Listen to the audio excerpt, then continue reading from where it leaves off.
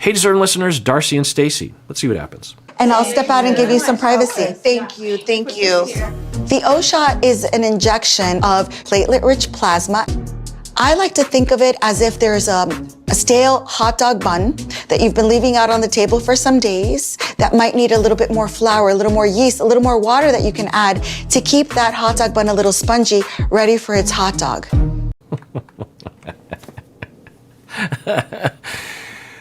The things that I have been exposed to since I've watched this show, and I guess reality shows in general, is notable.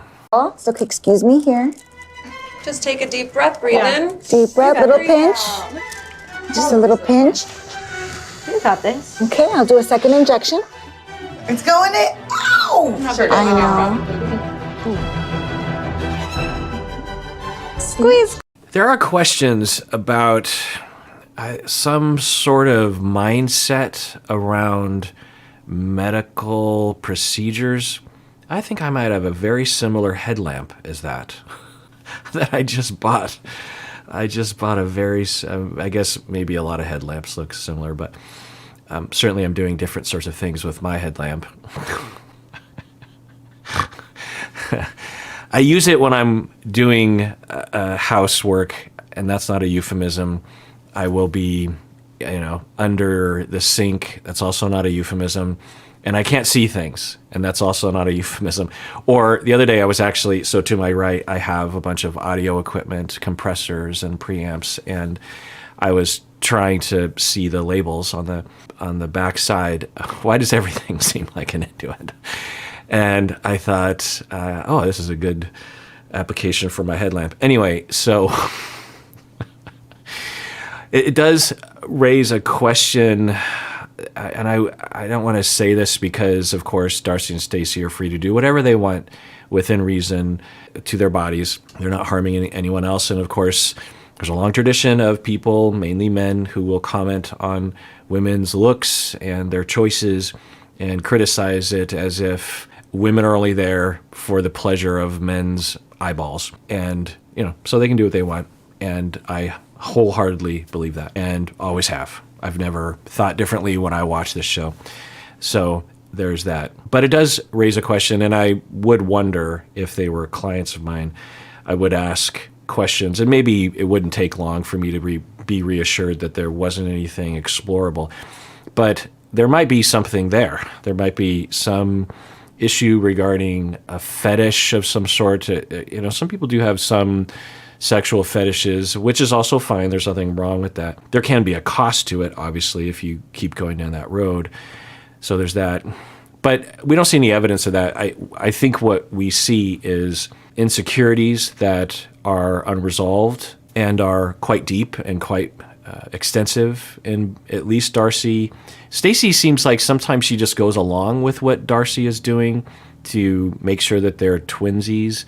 I don't know. We see more of Darcey's behavior on the show, so it's hard to know what's going on. But at the very least, Darcey does do a lot of these procedures, various sorts all over her body. I think we only see a fraction of what they're doing. Again, it's totally fine. People can do what they want with their bodies. But I wonder if at a certain point, the insecurities are so rampant and are so strong and so significant, maybe particularly as they get older, particularly the longer it goes on that Darcey is having a hard time finding someone to love her, seemingly, that it's getting worse over time, that somehow the solution, maybe it's and we will do this. So as an example, people will have struggles at work. They will have struggles in their marriage. They'll have struggles with parenting. They'll worry about money.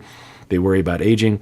And they don't have any way to talk about it, any way to resolve it, any way to learn how to accept it, because that's usually the case. It's usually a matter of, at least in the beginning, of radical acceptance. There's also ACT, accepted commitment therapy. It's more complicated than just accepting it, but it is a component of it, obviously, because it's in the name. But the idea that we as humans, and maybe particularly as Americans in certain topics, we suffer a great deal because we cannot accept reality. We refuse to accept reality because our society doesn't give us a path to accepting reality. And our society gives us a lot of paths to not accepting reality, particularly in the form of materialism and advertising and material goods, buying things. There's always a product that will save you from everything. So sometimes the first step on the road of recovery is acceptance of just like, well, this is the way that it is. What part of this do I just need to accept and say there's just no solution to this, or there's no healthy solution to this? Anyway, so say someone's really struggling and they don't know who to turn to. They've never been modeled behavior of someone who actually talked about their emotions or sought therapy or slowed down and learned how to take care of themselves. So they have a very limited set of ways of coping. They might drink, for example. So it's much more common, more common than this, that when people are suffering, they will turn to substances, marijuana, more, increasingly so as time goes forward. That people will have that one solution, and every problem that they have will be solved by that one solution to them. They have no other way of dealing with things. And of course, what it'll do is it kind of creates an endless treadmill where if that's the only way to solve your problems, but it doesn't actually solve your problem, it just distracts you or temporarily makes it feel like you're working on a solution. It leaves you with the problem, and it might create more problems that you have to continue on that treadmill because it's your one solution. So I don't know if that's what we're seeing, but it's interesting that on the bachelorette party day that the two of them would decide to do. Again, it's totally fine that they're doing this. It's their body. Maybe it's awesome what they're doing this. Maybe these buns need some yeast and flour and water. That's what the doctor said, or the clinician. Yeah, maybe. Who knows? I don't know. I'll probably never know. That would be weird if I knew. And so I'm not saying anything about that. I'm just throwing it out there as a way of using it as a jumping off point for yourself. Think about, I don't know if I've ever done this exercise, but think about, pause the video, maybe think about your most stressful moments in the past year or month or week or something. The moments where, sometimes the most stressful aren't actually the most stressful. So think about the moments where you felt like a fight or flight reaction. You felt like you were overwhelmed. Maybe that's another thing to look for. You felt like you just needed to cry. You were very worked up about something. So just think about the moments of stress where there's some amount of distress, some amount of fight or flight, some amount of overwhelmed. And then of those moments, think about what you did around after that moment or during that moment. And think about how you consciously tried to solve the problem, and also just maybe unconsciously, maybe looking at, because some people will just automatically do things not as a conscious attempt to solve the problem, but just because it's so automatic that they engage in that behavior. So it's hard, and of course therapy would help with this exploration, but it can be illuminating, because if you have a wide variety of coping mechanisms that work, then that lends itself more to health, because you have more options and you have the ability to tailor the solution to the moment and to the problem. Whereas if you have one way, then that doesn't allow for that variability and that flexibility. And then the other dimension to look at is the amount of health, the amount that the coping mechanism actually helps to solve the problem, right? And sometimes we have to define what the problem is. Like, for example, for me, and this happens all the time, I'll come across some comment on YouTube or on Instagram or somewhere that, the vast majority of comments, people are neutral or very lovely and very nice to me. And I appreciate that greatly. I'm sure all y'all have at least had those thoughts, if not actually participated in that. I need that. I need that positivity in my life. It's important and it keeps me going. But occasionally I come across something that will hurt my feelings and I don't know what to do, and it will be distressful. I try to do some internal things that I think help a little bit, but it will be stressful to me. So what do I do? What's my pattern? what is my habit. And, there are various different things that I do. I will I have these phrases in my head like, don't worry about it, or what can you do, or it's just one out of 100 different comments. It's going to happen. You've been here before. You don't need to do anything about it.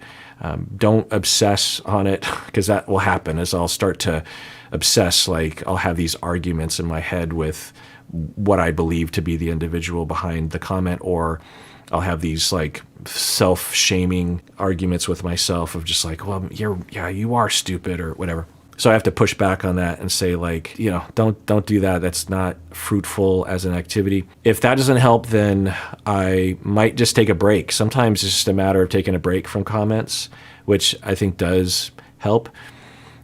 For me, that is my yeast and flour and water. Is taking a break, the rejuvenation of my ability to withstand things. Anyway, and then if that doesn't work, then I might actually try to address it. I might actually try to reply to the individual, or I don't know, do something along those lines. I might talk with my wife and vent, and she is always helpful for that perspective, or just hearing me listen. Because sometimes all I need to hear is just someone be like, wow, what a jerk. That person's a jerk. Because then you're like, oh, okay. Because part of the distress and the obsession is I'm trying to work out, is this rational or not? Sometimes my wife will say, well, actually, I think that person is telling the truth. I think that there's some truth there. And you shouldn't be ashamed of yourself, of course, but there's something there. So I'm not going to just blanketly always claim that every critical thing that's said about you is someone being a jerk face, because that's ridiculous. Or there's a thread of truth there, something that maybe we should listen to, or whatever.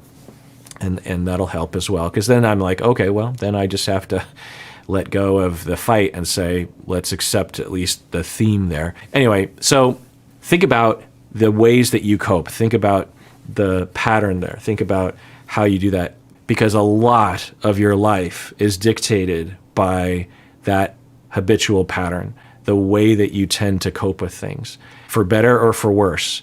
And there's so much that you can do to improve that. There's so much that you can do to better your life by identifying areas that you would benefit by changing the coping style, and by exploring that. So, let me know what you think about. Am I making sense in the comments? Because I think this is an important concept that I don't usually get at precisely. So with Darcey and Stacey, I just wonder about that. I wonder. Maybe this has nothing to do with coping, and it's just a fun thing that they do. But I would have that question. Because we certainly don't see other ways that, and of course the show wouldn't be incentivized to show us healthy behavior, because it doesn't make for good television. Squeeze, squeeze. More, almost done. Almost. And one more injection like that. Ready? I know. Almost there. You go. There we go. Golly, that gave me like painful shivers. Just like, ugh. The O shot feels like your lips are swollen, your whole vagina's like one big ball. Is that what it's going for? Is that what? A ball? Even though we're doing it this one time, we gotta go in probably every, 6 months or so. Right. So it can get tighter and tighter. Hey, down for that. Yeah, the lips are gonna be nice and juicy. Ooh. So it'll look like our lips then. So that's what it's for? Huh. Modern technology. All right, well, that is it for that episode. Everyone, please take care of yourself, because you deserve it. You really, really do.